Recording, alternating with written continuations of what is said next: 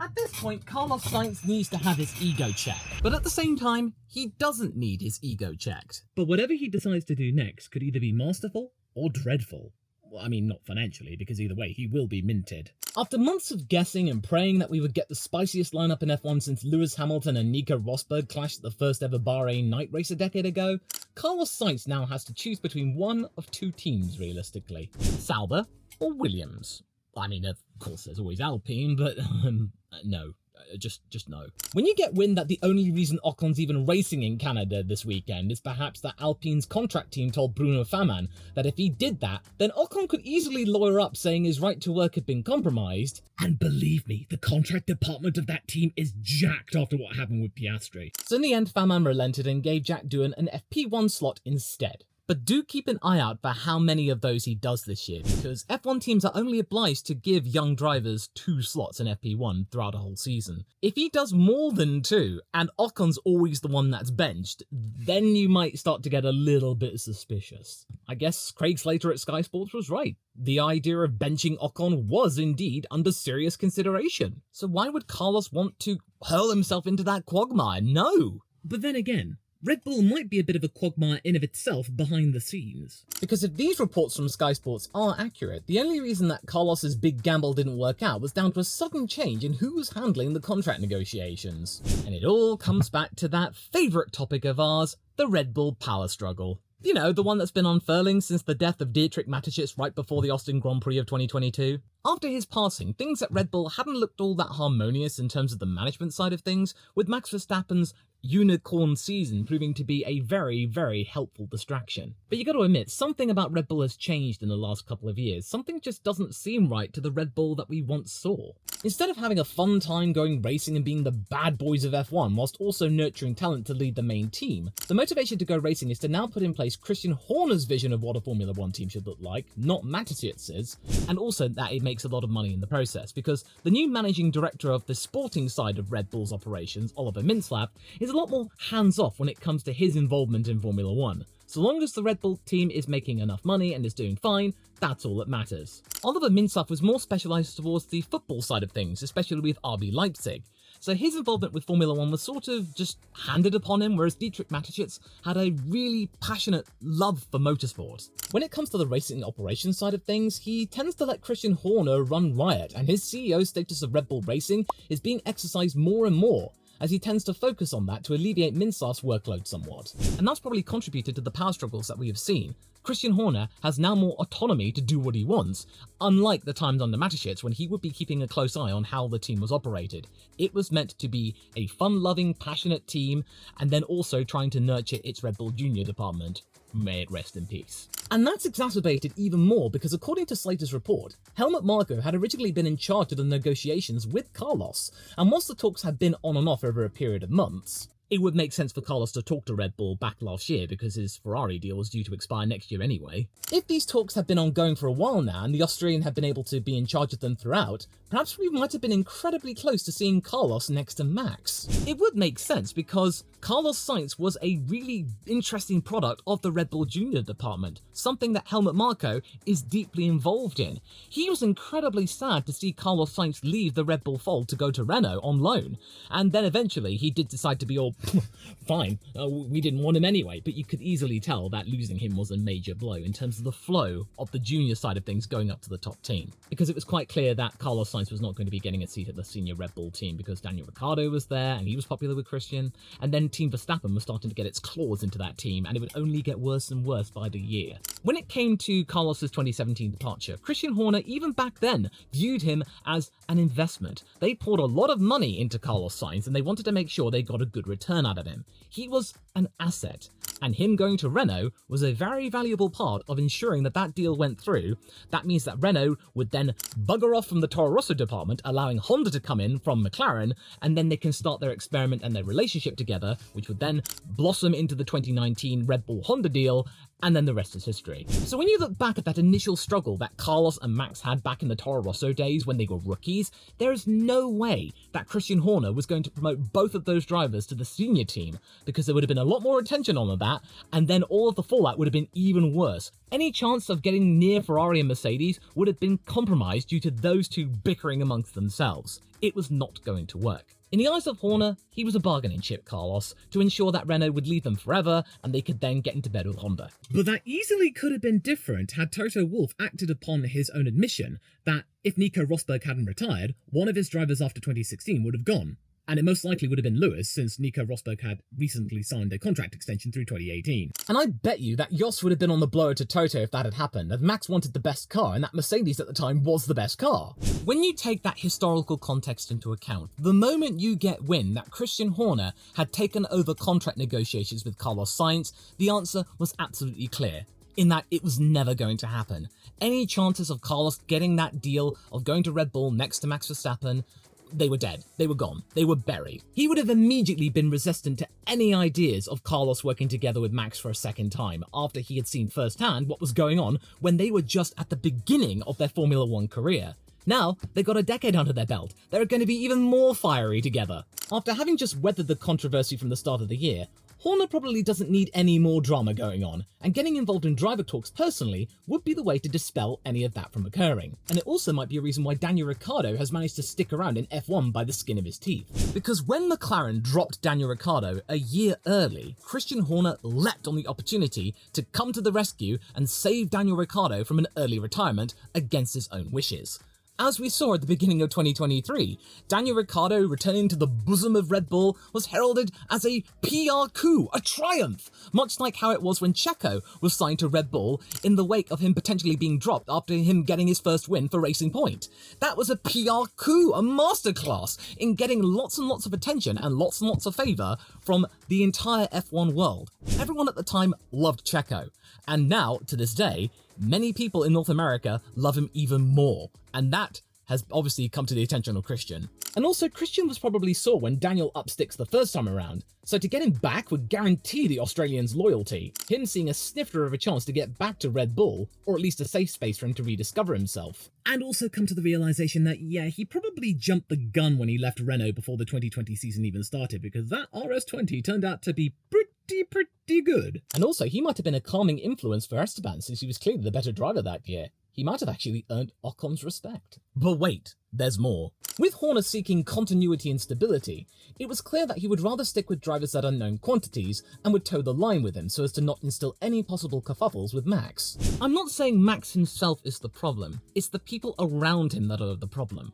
Quite frankly, Max Verstappen does not like anything to do with politics, drama, and contracts. He would rather just get in the car and go racing, much like it was back in the day. He would rather hark back to the days of the 60s and 70s when you just turned up in your car, went around a few times, won your trophy, and then you'd go home. And throughout all of this, Checo has been incredibly smart in recognizing this. Horner saw value in Sergio in both terms of skill and, as we discussed yesterday, his fiscal worth. Because let's be real, there was a cost cap coming in for 2021. Red Bull needed to find some extra cash to fund Max Verstappen's brand new contract, where he is being paid, including bonuses, $70 million a year. Yes, I know driver contracts aren't part of the cost cap, but that money has to come from somewhere, and that comes from Checo, with a lot of Mexican sponsors, and a lot of interest, and a lot of hype from the Western Hemisphere. And it secured a driver who had proven himself to be able to punch above his weight when he needed to in the midfield. He was good enough for what Horner needed. A driver who could produce results whilst also not being too good or egotistical to trouble Max. And over the years that have followed, Sergio has been an incredibly loyal supporter of Christian Horner,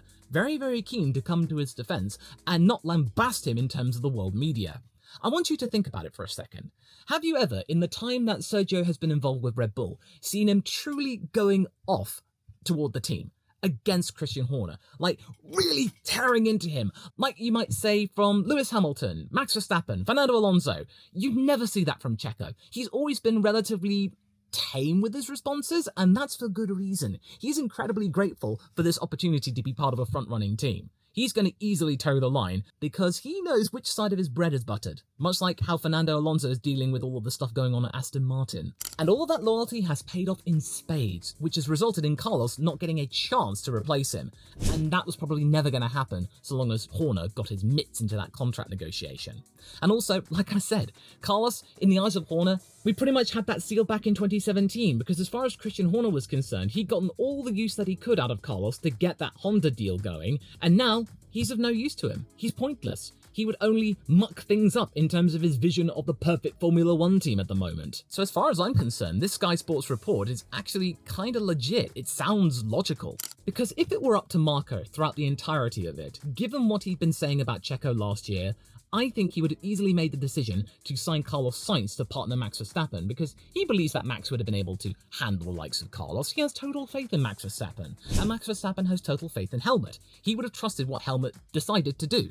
But at the same time, Christian Horner probably doesn't, and he sees more use in Checo than Carlos, and at the end of the day, he's had a power struggle, and from the looks of it, as many people have concluded, he has clearly won that power struggle in getting his way with the drivers. And oh yeah, to top it all off, Carlos Sainz doesn't really have any personal sponsors worth speaking of. I mean, he did have Estrella Galicia, but he's now lost that. That's gone back to McLaren, so yeah, he doesn't bring money. It's why we'll never see Yuki or Liam at Red Bull either. They're disruptive forces, fiery personalities, and also have no valuable sponsors attached to them. And Yuki's predicament is even more inevitable because, in the eyes of Horner, Yuki is somewhat useful. He is a diplomatic tool in the eyes of Honda, and so long as Honda and Red Bull are supporting each other, then Yuki will continue to be there. He will have a seat there.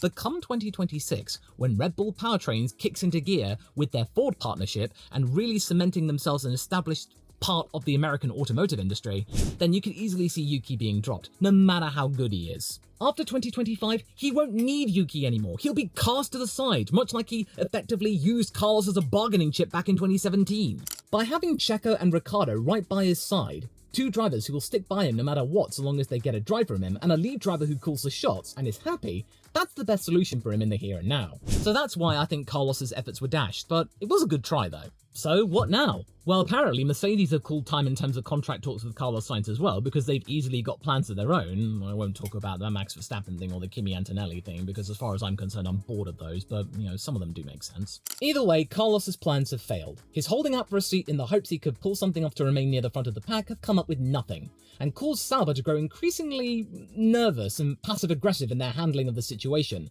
with Swiss publications stoking the tension by supposedly publishing Audi's list of alternative drivers, with Yuki being on that list. I mean, of course, Sauber's not going to get aggressive or impatient or irate with Carlos in public. In private, though, I'm pretty sure that Carlos's manager is having to explain the delay, and I'm sure that the Audi representatives are starting to get a little bit antsy with the delay.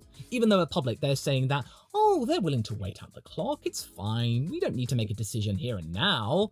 Well, what was Christian saying a few weeks ago? That, oh, there was no need to rush into a driver decision. Things can easily change in F1 very quickly. So don't believe everything you say when a team says, oh, we don't need to make a decision right now, because behind the scenes, they are probably pressuring all the drivers to meet your decision up, mate. For Sainz, he's no choice but to spend 2025 in the midfield at best. It's like he's been teleported back to 2017 and the last 7 years of his career never happened. He has got to make a choice right now, and on paper, things aren't looking all that appealing. Does Carlos go to Williams or the soon-to-be Audi operation? In theory, Audi looks like the better bet since it's ploughing in hundreds of millions of dollars into its F1 campaign, at the cost of its other motorsport ventures, which have been shuttered over the past couple of years to probably fund this push. However, the situation of Sauber right now is a major cause for concern because, put simply, they are the worst team.